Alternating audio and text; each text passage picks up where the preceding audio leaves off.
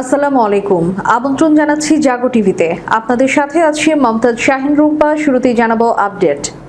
যুক্তরাষ্ট্রের বিরুদ্ধে ষড়যন্ত্র, ইসরায়েলকে আক্রমণ করে জেডি ভ্যান্সের বিস্ফোরক মন্তব্য, ইসরায়েল ইস্যুতে রিপাবলিকানদের বিভেদ প্রকাশ্যে। ইরানের শিশুদের ক্যান্সার হাসপাতালে বর্বরোচিত মার্কিন হামলা, আলী খামেনির সমাধিস্থলে অগ্নিকাণ্ড। যুক্তরাষ্ট্র সফর বাতিল করলেন নেতানিয়াহু, নেপথ্যে যে কারণ। মধ্যপ্রাচ্যের দেশগুলো সব অবকাঠামো ধ্বংস করে দেওয়ার হুঁশিয়ারি ইরানের। সমুদ্রের নিচে যেন আস্ত অস্ত্রাগার, চীনের হাত ধরে অপরাজয় শক্তির পথে পাকিস্তান নৌবাহিনী। স্পেনে মুসলিম জনসংখ্যা ছাড়ালো 25 লাখ, মোট জনসংখ্যার 5%। হিন্দু নারীকে বিয়ে করা আমির খানকে হত্যায় মিলবে 5 কোটি, সঙ্গে আইনি খরচও। হিন্দুত্ববাদী জঙ্গির এমন পুরস্কার ঘোষণায় তোলপাড়। এবার বিস্তারিত। যুক্তরাষ্ট্রের বিরুদ্ধে ষড়যন্ত্র, ইসরায়েলকে আক্রমণ করে জেডি ভ্যান্সের বিস্ফোরক মন্তব্য, ইসরায়েল ইস্যুতে রিপাবলিকানদের বিভেদ প্রকাশ্যে। শান্তি চুক্তি আলোচনা ভেস্তে দিয়ে অর্থায়ন ইসরায়েলের, এমনই গুরুতর অভিযোগ করেছেন যুক্তরাষ্ট্র ভাইস প্রেসিডেন্ট জেডি ভ্যান্স। শান্তি চুক্তি আলোচনা ভেস্তে দিতে অর্থায়ন ইসরায়েলের, গুরুতর অভিযোগ যুক্তরাষ্ট্রের ভাইস প্রেসিডেন্ট জেডি ভ্যান্সের। মধ্যপ্রাচ্য নীতি ও বিশেষ করে ইসরায়েলকে সমর্থন দেওয়ার প্রশ্নে মার্কিন রাজনীতিতে এক অভূতপূর্ব মেরুকরণ তৈরি হয়েছে। ক্ষমতাসীন দল রিপাবলিকান পার্টির ভেতরে এই ইস্যুতে ফাটল এখন স্পষ্ট। সম্প্রতি মার্কিন ভাইস প্রেসিডেন্ট জেডি ভ্যান্সের একটি বিস্ফোরক মন্তব্য এই বিভাজনকে আরো উস্কে দিয়েছে। আমেরিকার অন্যতম জনপ্রিয় পডকাস্টার জো রোগানের অনুষ্ঠানে অংশ নিয়ে জেডি ভ্যান্স ইসরায়েলের বিরুদ্ধে এক চাঞ্চল্যকর অভিযোগ তোলেন। তিনি দাবি করেন, ট্রাম্পের কট্টর সমর্থক গোষ্ঠী তথা মাগা বেস বা তরুণ ভোটারদের প্রভাবিত করতে ইসরায়েল মার্কিন যুক্তরাষ্ট্রের মাটিতে একটি গোপন প্রচারণা বা ইনফ্লুয়েন্স ক্যাম্পেইন চালাচ্ছে। একজন দায়িত্বরত মার্কিন ভাইস প্রেসিডেন্টের মুখে ইসরায়েলের বিরুদ্ধে এমন সরাসরি ও গুরুতর অভিযোগ এর আগে কখনো শোনা যায়নি। একই সময় বিরোধী দল ডেমোক্রেটিক পার্টির ভেতরেও ইসরায়েল ইস্যুতে ঐতিহাসিক পরিবর্তনের সুর দেখা গেছে। প্রতিনিধি পরিষদের 212 জন ডেমোক্র্যাট সদস্যের মধ্যে রেকর্ড সংখ্যক 103 জন সদস্য ইসরায়েলের বার্ষিক $3.3 বিলিয়ন মার্কিন সামরিক সহায়তা বন্ধের পক্ষে ভোট দিয়েছেন। ওয়াশিংটনের বিশ্লেষকের মতে 2 বছর আগেও এমন ভোট হওয়া ছিল কল্পনাতীত। তবে রিপাবলিকানদের মধ্যে মাত্র একজন সদস্য ডেমোক্র্যাটদের এই উদ্যোগের পক্ষে ভোট দেওয়ার দলের মূল ধারার অনড় অবস্থান স্পষ্ট হয়েছে। ইরানের শিশুদের ক্যান্সার হাসপাতালে বর্বরোচিত মার্কিন হামলা, আলী খামেনির সমাধিস্থলে অগ্নিকাণ্ড। ইরানের দক্ষিণ পশ্চিমাঞ্চলে মার্কিন ভারী বিমান হামলার কারণে একটি ক্যান্সার হাসপাতাল খালি করতে বাধ্য হয়েছে কর্তৃপক্ষ।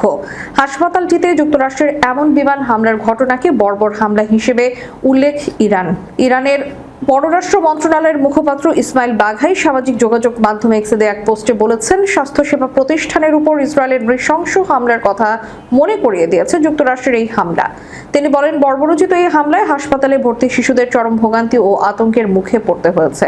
তিনি জানান, হাসপাতাল থেকে কেমোথেরাপি নেওয়া 211 জন রোগীকে নিরাপদ স্থানে সরিয়ে নিতে হয়েছে। তবে ইরানের এই অভিযোগের বিষয়ে তাৎক্ষণিকভাবে কোনো প্রতিক্রিয়া জানায়নি যুক্তরাষ্ট্র। এদিকে ইরানের মাশহাদ শহরে অবস্থিত ইমাম রেজা ধর্মীয় স্মৃতিসৌধ কমপ্লেক্সে অগ্নিকাণ্ডের ঘটনা ঘটেছে। গত 9 জুন এখানেই দেশটির প্রয়াত সর্বোচ্চ নেতা আলী খামেনিকে সমাহিত করা হয়েছিল। দেশটির আধা সরকারি বার্তা সংস্থা তাসনিম জানায়, কমপ্লেক্সের ভেতরে চলমান একটি নির্মাণ স্থলে আগুনের সূত্রপাত হয়। সেখানে শ্রমিকরা বিটুমিন প্রক্রিয়াজাতকরণের কাজ করছিলেন। আগুন লাগার পর ঘন কালো ধোঁয়া ছড়িয়ে পড়ে এবং তীর্থস্থানটির একটি অংশ ধোঁয়ায় আচ্ছন্ন হয়ে যায়। খবর পেয়ে জরুরি সেবা বিভাগের সদস্যরা দ্রুত ঘটনাস্থলে পৌঁছে আগুন নিয়ন্ত্রণে আনেন। তাদের তৎপরতায় আগুন আশপাশের এলাকায় ছড়িয়ে পড়তে পারেনি। তাসনিম জানিয়েছে, বর্তমানে আগুন সম্পূর্ণভাবে নিভিয়ে ফেলা হয়েছে এবং কি কারণে অগ্নিকাণ্ডের ঘটনা ঘটেছে তা খতিয়ে দেখছে সংশ্লিষ্ট কর্তৃপক্ষ। প্রাথমিক তথ্য অনুযায়ী এই ঘটনায় কোনো হতাহতের খবর পাওয়া যায়নি। এছাড়া আলী খামেনির সমাধিস্থল বা স্মৃতিসৌধের মূল অংশেরও কোনো ক্ষয়ক্ষতি হয়নি বলে জানিয়েছে কর্তৃপক্ষ। ইসরায়েলের প্রধানমন্ত্রী বেনিয়ামিন নেতানিয়াহু আগামী সপ্তাহে নির্ধারিত যুক্তরাষ্ট্র সফর বাতিল করেছেন। তার কার্যালয়ের বরাতে বৃহস্পতিবার এক প্রতিবেদনে এই তথ্য জানিয়েছে মিডল ইস্ট আই। নেতানিয়াহুর কার্যালয় জানিয়েছে, সিনেটর লিন্ডসে গ্রাহামের শেষকৃত্য অনুষ্ঠান পিছিয়ে যাওয়ায় তিনি এ সফরে যাচ্ছেন না।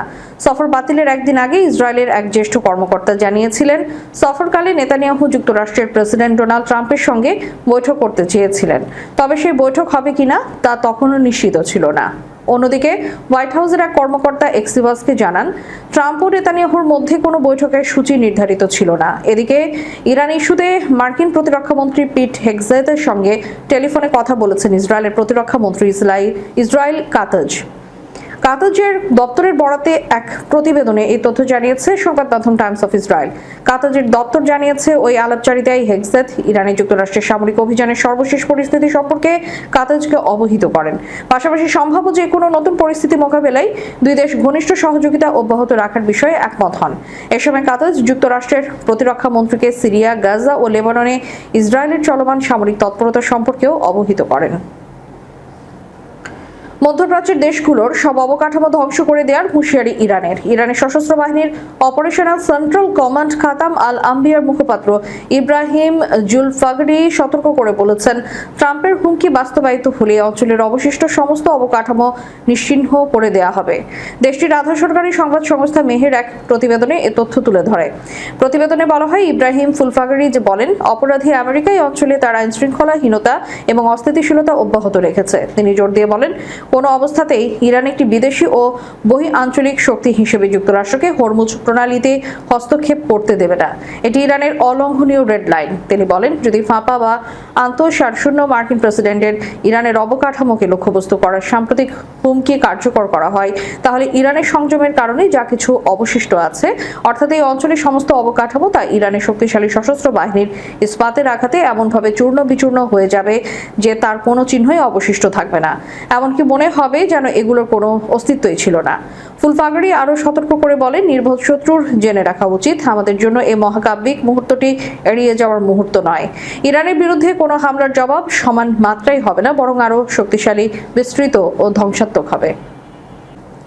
সমুদ্রের নিচে যেন আস্ত অস্ত্রাগার। চীনের হাত ধরে অপরাজয় শক্তির পথে পাকিস্তান নৌবাহিনী। ভারত মহাসাগরের নীল জলরাশিতে আধিপত্য বিস্তারের লড়াইয়ে এক বিশাল ও যুগান্তকারী মাইলফলকে স্পর্শ করল পাকিস্তান।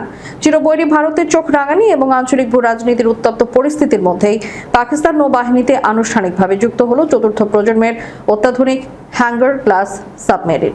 চীনের সাথে সম্পাদিত $100 কোটি এক মেগা চুক্তির আওতায় নির্মিত এই সাবমেরিন অন্তর্ভুক্তিকে পাকিস্তানের নৌ প্রতিরক্ষা ইতিহাসের সবচেয়ে বড় রূপান্তর হিসেবে দেখছেন সামরিক বিশেষজ্ঞরা। প্রতিরক্ষা বিশ্লেষকদের মতে, এই পদক্ষেপের ফলে পাকিস্তানের নৌবাহিনী এখন আর কেবল উপকূল রক্ষার মধ্যে সীমাবদ্ধ নেই, বরং সমুদ্রের অতল গভীরে এক অপরাজয় শক্তিতে পরিণত হয়েছে। প্রতিরক্ষা বিশেষজ্ঞদের মতে, পাকিস্তানের এই নতুন হ্যাঙ্গার ক্লাস সাবমেরিনগুলো মূলত সমুদ্রের নিচে একটি নিখুঁত বিধ্বংসী চালক। চরম প্রতিকূল যুদ্ধকালীন পরিস্থিতিতে নিজেদের রাডার ও সোনারের আড়ালে রেখে অত্যন্ত নিখুঁতভাবে অভিযান পরিচালনায় এটি পারদর্শী। শুধু তাই নয়, অস্ত্রশস্ত্রে এটি এতটাই আধুনিক যে একে সমুদ্রের নিচে আস্ত এক ভাসমান অস্ত্রাগার বলা চলে। সমুদ্রের গুপ্ত অবস্থান থেকে শত্রুপক্ষের ভূখণ্ডের অনেক গভীরে কৌশলগত লক্ষ্যবস্তুতে মারাত্মক আঘাত হানতে সক্ষম এই সাবমেরিন। সামরিক পরিভাষায় একে বলা হয় সেকেন্ড স্ট্রাইক বা পাল্টা আঘাতের ক্ষমতা। শত্রুপক্ষ যদি প্রথমে আক্রমণ করে বসে, তবে সমুদ্রের নিচে ওত পেতে থাকা এই সাবমেরিনগুলো এমন পাল্টা আঘাত হানবে যা শত্রুর পুরো যুদ্ধ কৌশল ও হিসাব নিকাশ ওলটপালট করে দেবে। এর দীর্ঘ সময় পানির নিচে ডুবে থাকার ক্ষমতা ও বহুমাত্রিক অস্ত্রের লেথালিটি পুরো থিয়েটার লেভেল বা যুদ্ধক্ষেত্রের ফলাফল বদলে দিতে পারে। স্পেনে মুসলিম জনসংখ্যা ছাড়ালো 25 লাখ, মোট জনসংখ্যার 5%। ইউরোপের অন্যতম প্রভাবশালী দেশ স্পেনে মুসলিম জনসংখ্যা নতুন একটি মাইলফলকে স্পর্শ করেছে। স্পেনের ইসলামিক কমিশনের সহযোগিতায় প্রকাশিত অবজারভেটরি আন্দালুসির সর্বশেষ জনমিতিক গবেষণা অনুযায়ী 2024 সালের 31 ডিসেম্বর পর্যন্ত তথ্যের ভিত্তিতে দেশটিতে মুসলিমের সংখ্যা দাঁড়িয়েছে প্রায় 25,42,000। এর মধ্য দিয়ে প্রথমবারের মতো স্পেনে মুসলিম জনসংখ্যা 25 লাখের সীমা অতিক্রম করেছে। স্পেনের জাতীয় পরিসংখ্যান ইনস্টিটিউটের তথ্য অনুযায়ী 2025 সালের শুরুতে দেশটির মোট জনসংখ্যা ছিল প্রায় 4,91 লাখ। সেই হিসেবে মোট জনসংখ্যার প্রায় 5%ই এখন মুসলিম ধর্মাবলম্বী।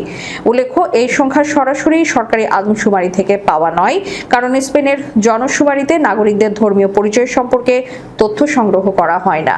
অবজারভেটরি আন্দালুসি জাতীয় পরিসংখ্যান ইনস্টিটিউটের জাতীয় ভিত্তিক জনসংখ্যার তথ্য এবং নিজস্ব গবেষণা ও জরিপ পদ্ধতি পদ্ধতির সমন্বয়ে এই হিসাব তৈরি হয়ে থাকে।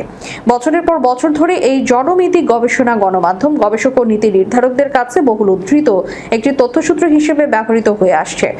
গবেষণা বলছে, স্পেনের মুসলিম জনগোষ্ঠীর বড় একটি অংশ এখন আর শুধু অভিবাসী পরিচয়ে সীমাবদ্ধ নয়, তারা দেশটির সমাজ, অর্থনীতি এবং নাগরিক জীবনের অবিচ্ছেদ্য অংশে পরিণত হয়েছে। এদিকে বলিউড অভিনেতা আমির খানকে প্রকাশ্যে প্রাণনাশের হুমকি দিয়েছেন ভারতের উত্তরপ্রদেশের অযোধ্যার এক বিতর্কিত ধর্মীয় নেতা। অভিনেতার সাম্প্রতিক বিয়েকে কেন্দ্র করে ক্ষুব্ধ হয়ে জগৎগুরু পরমেশ্বর আচার্য নামের এই সাধু আমির খানকে হত্যা করতে পারলে 5 কোটি রুপি পুরস্কার দেওয়ার ঘোষণা দিয়েছেন। অযোধ্যার বিখ্যাত তপস্বী সাবনীর প্রধান পরমহংস আচার্য মহারাষ্ট্রের এক বিজেপি নেতার আমির খান বিরোধী বক্তব্যকে সমর্থন জানিয়ে এই উগ্র ঘোষণা দেন। সামাজিক যোগাযোগ মাধ্যমে ছড়িয়ে পড়া একটি ভিডিও বার্তায় এই সাধু জানিয়েছেন, যে ব্যক্তি আমির খানকে হত্যা করবেন তার পরিবারের কাছে পুরস্কারের অর্থ পৌঁছে দেওয়া হবে এবং তার আইনি লড়াইয়ের সমস্ত খরচও তিনি নিজে বহন করবেন। ভারতীয় বার্তা সংস্থা IANS এর সঙ্গে আলাপকালে তিনি অভিযোগ করেন, আমির খানের বিয়েগুলো কোনো স্বাভাবিক ঘটনা নয়, বরং এগুলো তথাকথিত লাভ জিহাদকে উৎসাহিত করার একটি পরিকল্পিত প্রয়াস। তিনি উগ্র কণ্ঠে বলেন, আমির খান এ পর্যন্ত 3 বার বিয়ে করেছেন এবং তার 3 স্ত্রী সনাতন ধর্মের নারী।